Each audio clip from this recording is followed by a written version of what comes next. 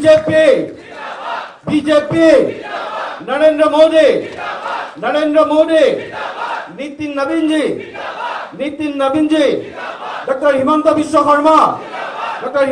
शर्मा दिलीप सैकिया भारत माता के वंदे वंदे मैं माननीय भूपेन कुमार बरा डांगरिया मंचत आसन ग्रहण কৰিবৰ বাবে অনুৰোধ জনাই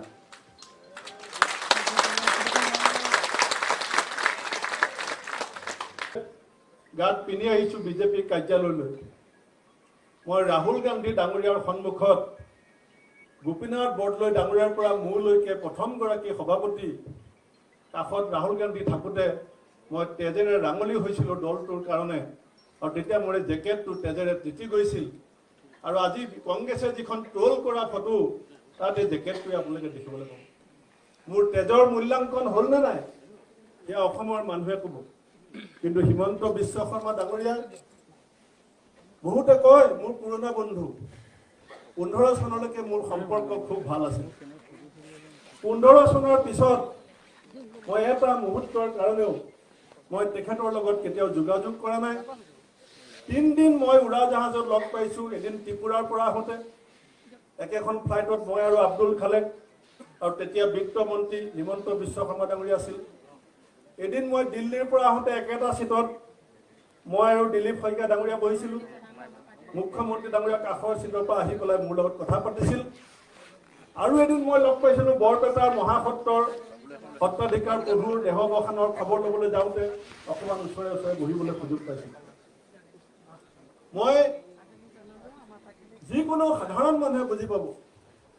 এতিয়াও মই সেই কবিতাৰে আপোনালোকক বুজাম মোক সময় নাই 9 মিনিট সময় দিছে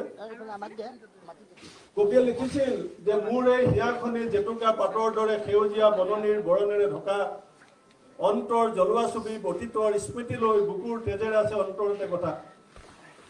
মই এনেকুৱা আশাৰে পদত্যাগ কৰা নাছিলো যে মই বিজেপি দলত যোগদান কৰিম মই পদত্যাগ পত্ৰ দিছিলো মই আশা কৰিছিলো যে মোৰ দলটোত নিৰ্মোহ আত্মসমালোচনা হ'ব আত্মশুদ্ধিৰ এক সিদ্ধান্ত হ'ব আৰু মোৰ দলৰ নেতাই মোক বুজনি দিব মোক প্ৰতিশ্ৰুতি দিব যে ভৱিষ্যতৰ দিনত যিটো আশা আৰু সপোন লৈ তুমি কংগ্ৰেছলৈ আহিছিলা সেই বাটটো মসৃণ ৰূপে তোমাক আগবাঢ়ি যাবলৈ যোগ দিয়া হ'ব কিন্তু যেতিয়া মোৰ নেতাৰ লগত কথা হ'ল